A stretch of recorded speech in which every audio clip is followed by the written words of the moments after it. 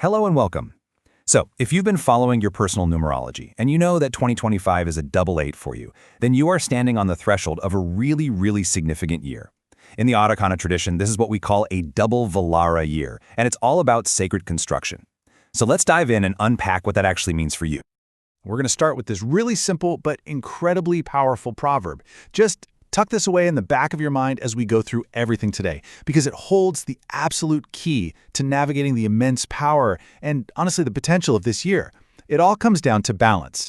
So, the name for this year is the Architect's Gateway. I just love that name. It's so powerful because it frames the year perfectly. This isn't just a time for, doing things. It's a time for consciously designing them, for building the very foundations of the life you want with real intention and integrity. So what does that actually look like in practice? Well, it means the gap between your intentions and what shows up in reality becomes incredibly thin. Seriously, think about that project you've been dreaming of or a relationship you really want to deepen. This year, any action you take with genuine sincerity is going to have this accelerated impact. It's a pivotal time to build what you truly value. But before we can really grasp the energy of the year, we first have to understand the core energy that defines it, and you. And this is what's known as your Valara thread. You can think of it as your spiritual DNA. Valara, which is the number 8, is called the flamestone thread. And wow, does that illustrate its nature perfectly. It's this dynamic energy of fire. That's your passion, your vision, your big ideas. And it's meeting the grounded, patient energy of stone, structure, discipline, endurance. It's literally the power to make your dreams real. Okay, so this chart breaks down the Valara soul role. And notice these attributes. You are a builder, a guardian of legacy. Your highest virtue is using your authority in service to others. But then, look at that shadow side, control and rigidity. This tension, right here, between serving and controlling, that is the central challenge and also the greatest teacher for a Valara soul. So what happens when we take that potent, powerful Valara energy and we double it for an entire year? That's where you are right now. Everything gets amplified, the power, the potential, and yes, the responsibility that comes with it. This is what's known as a mirror year. Think of it like a year of instant karma, but without any of the negative baggage. It just means that what you put out there, your focus, your actions, your integrity, it gets reflected back to you with incredible speed and clarity. Projects you start now, they don't just grow. They become these massive architectural pieces of your destiny. This right here, this is the mantra for your year. Every decision, every action, every single word is like you're carving a stone that will become part of the temple that you're going to live in for years to come. It's a call to be so incredibly conscious of the quality and the intention behind everything you do. Now, in a double Valara year, responsibility isn't a burden, it's a sacred power. This is your invitation to own your gifts without apology and lead by example. It's about reframing duty as devotion. And that last point is so key. Be a hearthstone, a source of steady warmth and support for others, not a wall that blocks them out with your rigidity. And here's a really practical rhythm for channeling all this creative fire. It's a 4-step process. First, you tune in to your inspiration. Then you intend with absolute clarity what you want to create. Third, you act with discipline to bring it into the world. And finally, you offer it back, dedicating your work to something bigger than yourself.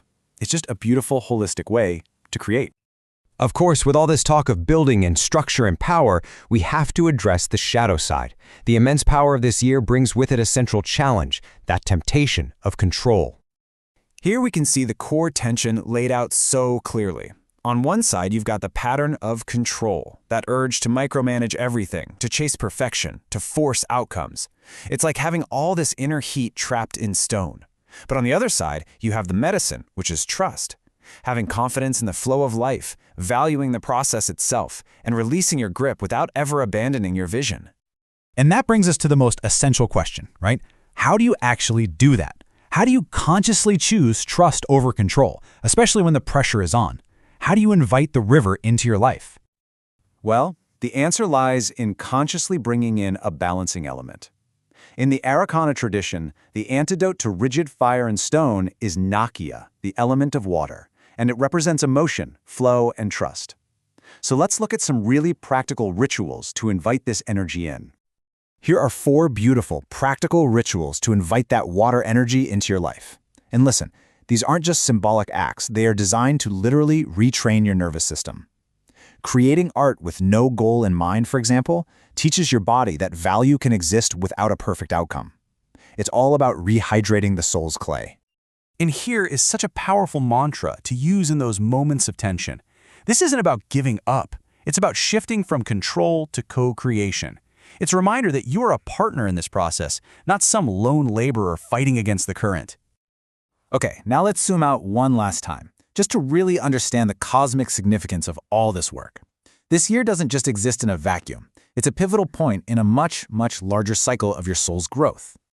I want you to think of your life progressing in 9-year cycles, kind of like a spiral staircase. Well, this double Valara year is the landing. It's the platform between one level and the next. What you build here, the discipline you create, the relationships you nurture, the clarity you find, that becomes the very ground floor you will stand on for the next 9 years. As you go about all your building this year, here is a simple blessing chant you can use. It's designed to remind your inner fire to stay luminous and bright, and your inner stone to stay alive and breathing. It connects your work to both wonder and to peace.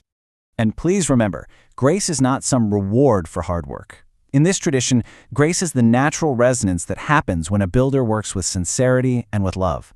When you build from the heart, the universe echoes your strength back to you with harmony, with synchronicity, and with ease. So I want to leave you with this final verse. I want you to see it as a declaration of your role this year. You are the architect of resonance. Your task is to build with love, to offer and trust, and to turn your vision into a lasting structure of light. Build well.